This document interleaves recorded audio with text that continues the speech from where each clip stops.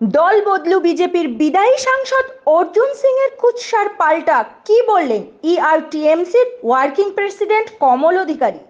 অর্জুনের ব্যক্তিগত আক্রমণের কি উত্তর দিলেন কাঁচাপাড়ার চেয়ারম্যান কমল অধিকারী, দেখে নেব এই কালের সেই বিশেষ প্রতিবেদন।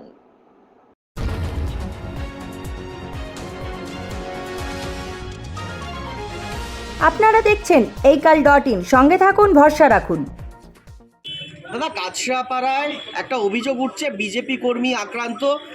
অর্জুন সিং তিনি জেএনএম হসপিটালে গেছিলেন, কিন্তু একাধিক বিষয় কিন্তু তিনি বীজপুরের বিধায়ক সহ চেয়ারম্যানের ওপরে অভিযোগ তুলেছেন। কি বলবেন দাদা সেই বিষয়ে? দেখুন, মেন ব্যাপারটা হলো ওনাকে ওনার টোটাল বীজপুরের মানচিত্রটাও জানতে হবে এবং বীজপুরের যে রুলস অ্যান্ড রেগুলেশন, যে সিস্টেমে পার্টির যে রুলস অ্যান্ড রেগুলেশনের যেটা ফলো করা হচ্ছে, আমার মনে হয় না যে ওনার কাছে সেই ইনফরমেশান রয়েছে। এবং বিধায়ক কিন্তু আইনিভাবে কিন্তু অনেকটা স্ট্রিক্ট এবং আমার মনে হয় উনি যদি দুটো আইসি রয়েছেন, হালিশহর আইসি এবং কাঁচাপাড়া আইসি, দুজন আইসির সাথে কথা বললে পরে বুঝতে পারবেন যে বিধায়কের কী ইনস্ট্রাকচার রয়েছে। তো ওনাদের কাছে যদি কথা বলে তাহলে ভালো মতন বুঝতে পারবে যে, নাহলে আমাদের বীজপুরে আপনারা জানেন ভালো মতন, আমাদের তাহলে বীজপুর পিএসটা 1 নম্বর হতো না। অল ওভার ওয়েস্ট বেঙ্গলে 1 নম্বর পিএস হয়েছে আমাদের বীজপুর পিএস, এবং এখানে যথেষ্ট আইন শৃঙ্খলা মেনটেন করা হচ্ছে এবং এখানটায় আমরা কিন্তু একটা সলিউশন বসে আমরা সলিউশন করি। আইনগতভাবে কীভাবে মানুষকে হেল্প করা যায় সেটার উপরে বেশি আমরা ফোকাস রাখি। দাদা, অর্জুন সিং দলে যেতেই দলে ভাঙন, প্রায় আজকে সক্রিয় 50 জন বিজেপি কর্মী পার্থ ভৌমিকের হাত ধরে তৃণমূলে যোগদান করলো।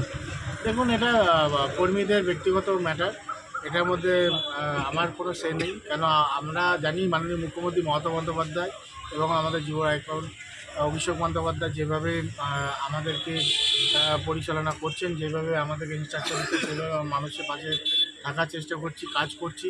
মানুষের যেন কোনো রকম অসুবিধা না হয়, বসে যদি ঠিকঠাক করে সলিউশন করে মানুষ যেন শান্তিতে থাকতে পারে, সেটাই আমাদের মেজর লক্ষ্য। দাদা, পাশাপাশি আরেকটি কথা বলেছেন পার্থ ভৌমিক, বলেছেন ওনার নাম, উনি দলে যেতেই এই ভাঙন, ওনার নাম যদি ঘোষণা হয় প্রার্থী হিসাবে, তাহলে পুরনো কর্মী যারা রয়েছে তারাও ধীরে ধীরে সব। দেখুন, আমি একটাই কথা বললাম একটু আগে যে 2011-এ যেভাবে মাননীয় মুখ্যমন্ত্রী মমতা বন্দ্যোপাধ্যায় সারা বাংলার মানুষকে যে প্রতিশ্রুতি দিয়েছেন, এখন 2024 যা যা বলেছেন তা উনি কিন্তু করেছেন। তো মানুষের আস্থা, বাংলার মানুষের আস্থা মাননীয় মুখ্যমন্ত্রী মমতা বন্দ্যোপাধ্যায়ের উপরে আছে। দাদা, গতকাল স্বাভাবিক ব্যাপার, সেই জায়গায় মানুষ তো অবভিয়াসলি ভালো দিকটাই এগোবে, যেখানে মানুষের উপকার হবে মানুষ সেই জায়গাটাই যাবে। পাশাপাশি আপনাকে এবং বিধায়ক একদম সরাসরি নাম করে কিন্তু আক্রমণ করছে। দেখুন, ওটা ওনার ব্যক্তিগত ম্যাটার, আক্রমণ করছে।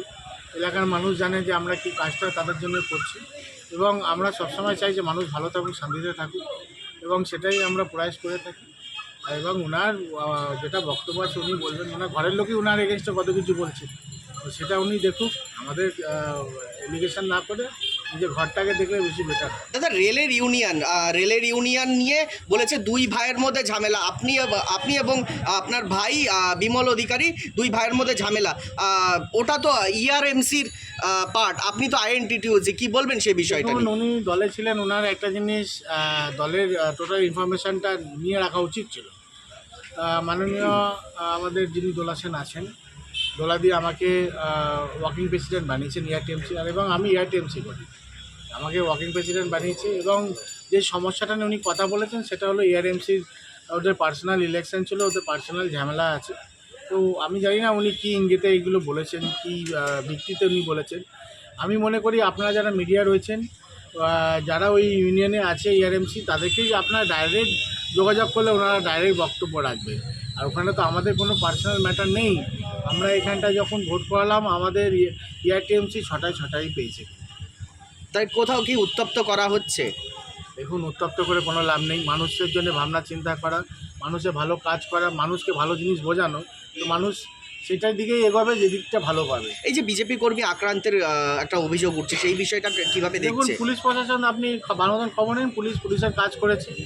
আর আপনি জানেন আমি কি বললাম, যে যিনি অবজেকশন করেছেন, যিনি কমপ্লেন করেছেন, ওনাকে আগে ভালো মতন এখানকার জিওগ্রাফি জানতে হবে, এখানকার রুলস অ্যান্ড রেগুলেশন কীভাবে চলছে, কী সিস্টেমে চলছে, সেটাকে ভালো মতন জানতে হবে। উইদাউট নলেজে কেউ তো আর শিক্ষিত হতে পারে না, শিক্ষিত হতে গেলে একটু নলেজ দরকার।